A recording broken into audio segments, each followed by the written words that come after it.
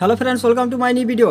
যেই মানুষটাকে নিয়ে আমরা আমাদের মনের মধ্যে জেলাস ফিল করি, কোথাও না কোথাও সেই মানুষটাকে হারানোর ভয়ও আমাদের মনের মধ্যে রয়েছে। এখন তোমার মনের মধ্যে যদি এরকম ভাবনা রয়েছে যে না জানি আমার প্রিয় মানুষটা অন্য কারোর সঙ্গে কথা না বলতে লেগে যায়, না জানি সে অন্য কাউকে বেশি ইম্পর্টেন্স না দিয়ে ফেলে, যদি তোমার মনের মধ্যে তুমি এরকম জেলাস ফিল করছো, তো এটার সোজা সাপটা মানে এটাই, তাকে হারানোর ভয়ও তোমার মনের মধ্যে রয়েছে।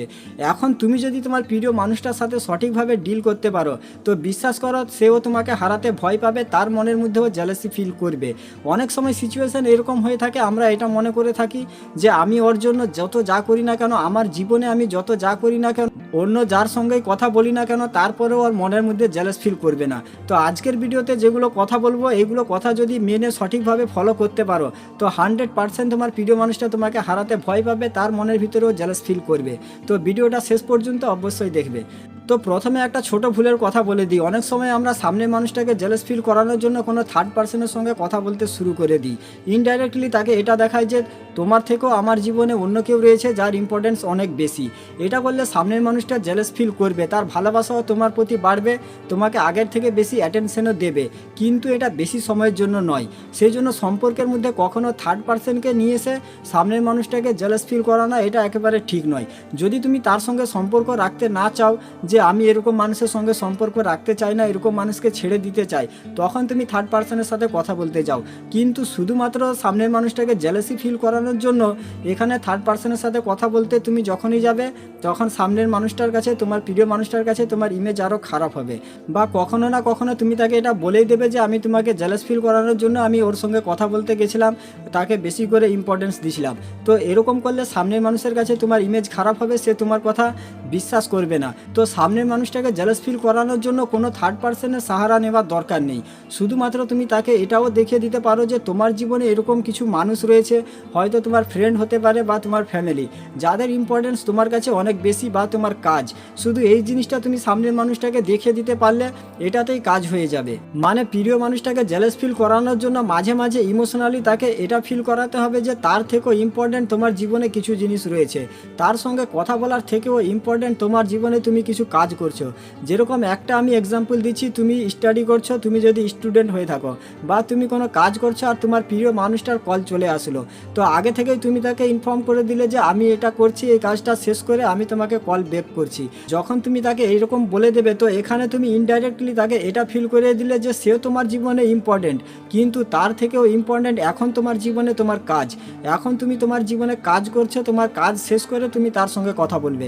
যখন তুমি তার সামনে এরকম দেখাবে যে তার থেকেও ইম্পর্টেন্ট এখন তোমার জীবনে কিছু জিনিস রয়েছে, তুমি কিছু জিনিস করছো, কিছু কাজ করছো, চাই তুমি পড়াশোনা করছো, তখন সে সাবকনসিয়াসলি তোমাকে নিয়ে ভাবনা শুরু করে দেবে। কিন্তু তুমি যদি এখানে আর উল্টোটা করে থাকো, যে সে ফোন করছে, তুমি সব কিছু ছেড়ে দিয়ে তার সঙ্গে কথা বলতে লেগে গেলে, পুরো তার দিকেই ধ্যান দিয়ে দিলে, তো এখানে সামনের মানুষের অ্যাটাচমেন্ট তোমার প্রতি বাড়বে না, সে ইমোশনালি আরও বেশি স্ট্রং হয়ে যাবে, তার ভালোবাসাও তোমার প্রতি কমতে থাকবে। আর যদি তাকে এখানে এটা দেখে দিতে পারো যে তোমার তো আমার জীবনে ইম্পর্টেন্স রয়েছে, কিন্তু এখন আমার জীবনে আমার কাজ বেশি ইম্পর্টেন্স, এখন আমি কাজ করছি, চাই পড়াশোনা করছি, এটা শেষ করে আমি তোমার সঙ্গে কথা বলবো, তখন সে তোমাকে বেশি করে অ্যাটেনশন দিতে চাইবে, তখন তার অ্যাটাচমেন্ট তোমার প্রতি বাড়বে, তখন সে তোমার মনে তার একটা জায়গা বানাতে চাইবে। কখনো কখনো তাকে এটাও দেখাও যে এখন তোমার কাছে তার থেকে বেশি ইম্পর্টেন্ট তোমার ফ্রেন্ড।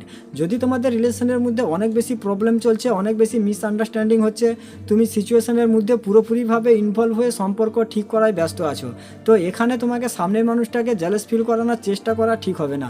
এখানে তোমাকে হ্যাপিনেস শো করতে হবে, এখানে তোমাকে প্রবলেম সলভ করার চেষ্টা করতে হবে। তুমি যখন হ্যাপিনেস দেখাবে, তখন সামনের মানুষটাও প্রবলেম সলভ করতে চাইবে, কিন্তু এখানে তোমাকে দুঃখ কষ্ট দেখানো যাবে না। দুঃখ কষ্ট দেখালে সে প্রবলেম সলভ করতে চাইবে না, সে তোমাকে নিয়ে ভাববে না, তোমাকে ইগনোরই করতে থাকবে। অনেকেই হয়তো এখানে এটা বলতে পারে যে সম্পর্কের মধ্যে অনেক বেশি প্রবলেম চলছে, অনেক বেশি মিসআন্ডারস্ট্যান্ডিং হচ্ছে, অনেক বেশি ফাইট চলছে, আর এখানে আমি আমার হ্যাপিনেস শো করব, সম্পর্ক তো আরও খারাপ হয়ে যাবে।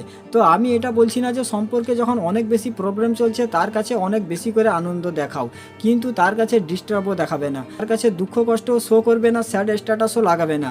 এটা করলে সে তোমার উপরে আর ধ্যান দেবে না, সে তোমাকে নিয়ে ভাববে না, কারণ অনেক মানুষই এরকম করে থাকে। তো এরকম সিচুয়েশনে সামনের মানুষটাকে কিভাবে জেলাস ফিল করাবে, তো এখন আমি তোমাদেরকে একটা ডার্ক সাইকোলজি বলছি, ভালো করে বোঝার চেষ্টা করো। অনেক সময় সম্পর্কের মধ্যে সামনের মানুষটাই ভুল করে থাকে। আমরা যখনই তার ভুল বলতে যাই যে তুমি এই ভুলটা করেছো, তখনই সে ঘুরিয়ে তোমার ছোট ছোট ভুল ধরা শুরু করে দেয় যে তুমি এই ভুলটা করেছিলে, তুমি ওই ভুলটা করেছিলে। এভাবে তোমাকে ম্যানিপুলেট করে দেয়, যেটার কারণে তুমি তার ভুলটা ভুলে গিয়ে তোমার ভুল ধরাতে তুমি ব্যস্ত থেকে যাও।